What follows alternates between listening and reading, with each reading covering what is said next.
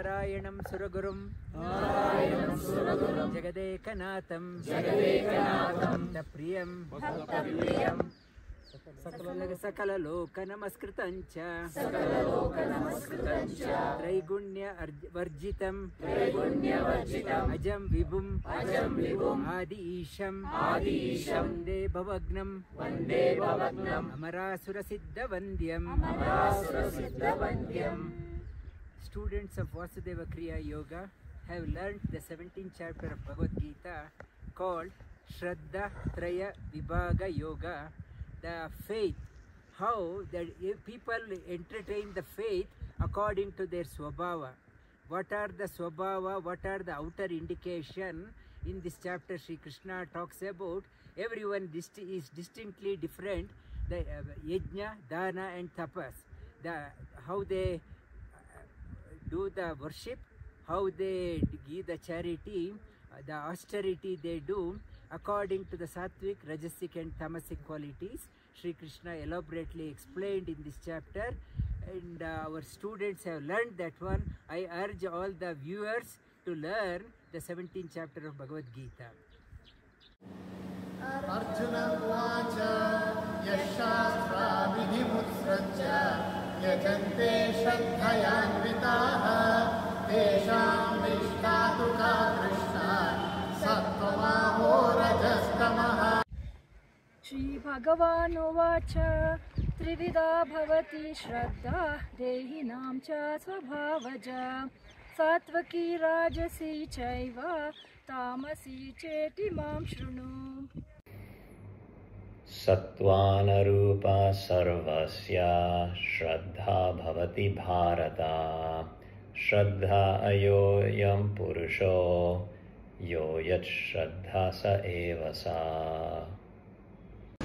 Yajante satvika devan yaksha rakshansi rajasa pretan bhuta ganaschandre yajante tamasa jana. Shastra Vedam Ghoram Tapayante Ye Tapo Janaha Dambha Ahankara Samyukta Kamaraga Balanditaha Karshayanta Sharirastam Bhutagramam Achetasaha Mam Chaivanta Sharirastam Tan Vidya Asura-nischayat. Aharastvapi sarvasya Trivido bhavati priyaha Yajnastapas-tata dhanam Tesham vedam himam shrunu. Ayusattva balarogya sukha priti vivardanaha Rasya snigdha stira hridya ahara satvika priyaha. Katva amla lavana atiyushna tishna ruksha vidahinaha ahara rajasaseshtaha dukkha shokamaya pradaha. Thank you. Namam gatarasam bhuti prayashchitam chayat uchchishtam api chamedyam bhojanam tamasa priyam. Aphalakankshibhiryajño vidhidrishto ya ichyate yashtavyam me veti manaha samadhaya sasatvikaha. Abhisandhyat phalam dhambardam apichaivat ijjata bharata shrestha tam yajnam vidhi rajasam.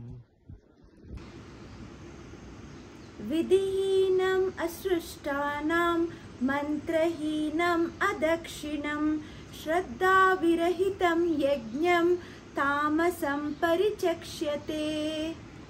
Devadvija Guru Prajna Pujanam Shochamarjavam Brahmacharyam Ahimsa Cha Shariram Tapa Uchyate. Anudvekikaram vakyam satyam priyam hitam chayata swadhyaya vyasanam chaiva vangmayam tapa uchyate. Mana prasada saumyatvam maunam atma vinigraha bhava samshuddhirityetat tapo manasa muchyate. श्रद्धया परया तप्तं तपस्तत्त्रिविधं नरे अफ्लकांक्षभिः युक्ते सात्विकं परिचक्ष्यते सत्कारमनपूजार्थं तपोधाम्पेन चैव यते क्रियते तदिह प्रोक्तं राजसं चलमध्रुवम् मूढग्राहेण आत्मानो यत्पीडया क्रियते तपः परस्य उत्सादनार्थं वा तत्तामसामुदाहृतम् दातव्यम् इति यद्दानं दीयतेऽनुपकारिणे देशे काले च पात्रे च तद्दानं सात्विकं स्मृतम् यत्तु प्रत्युपकारार्थं फलमुद्दिश्य वा पुनः दीयते च परिक्लिष्टं तद्दानं राजसं स्मृतम् अदेशकाले यद्दानम् अपात्रेभ्यश्च दीयते असत्कृतम् अवज्ञातं तत्तामसम् उदाहृतम्। ॐ तत्सत् इति निर्देशो ब्राह्मणत्रिविधः स्मृतः ब्राह्मणास्तेन वेदाश्च यज्ञाश्चाभिहिता पुरा। तस्मात् ॐ मृत्युदाहृत्य यज्ञदानतपक्रियाः प्रवर्तन्ते विधानोक्ता सततं ब्रह्मवादिनाम्। तदित्यनभिसन्धाय फलं यज्ञतपक्रियाः दानः क्रियाश्च विविधाः क्रियन्ते मोक्षकाङ्क्षिभिः। हरिः ओम्। सद्भावे सद्भावे च सदित्येतः प्रयुज्यते प्रशस्ते कर्माणि तथा सच्चित्तः पार्थयुज्यते।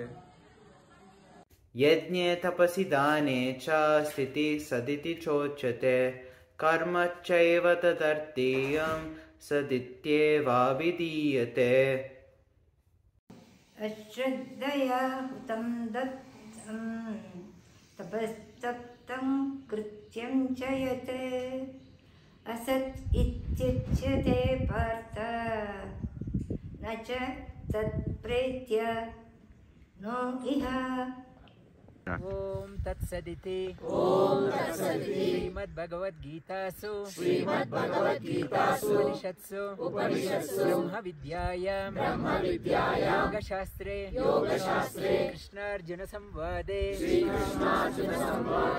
श्रद्धत्रय विभाग योगो नाम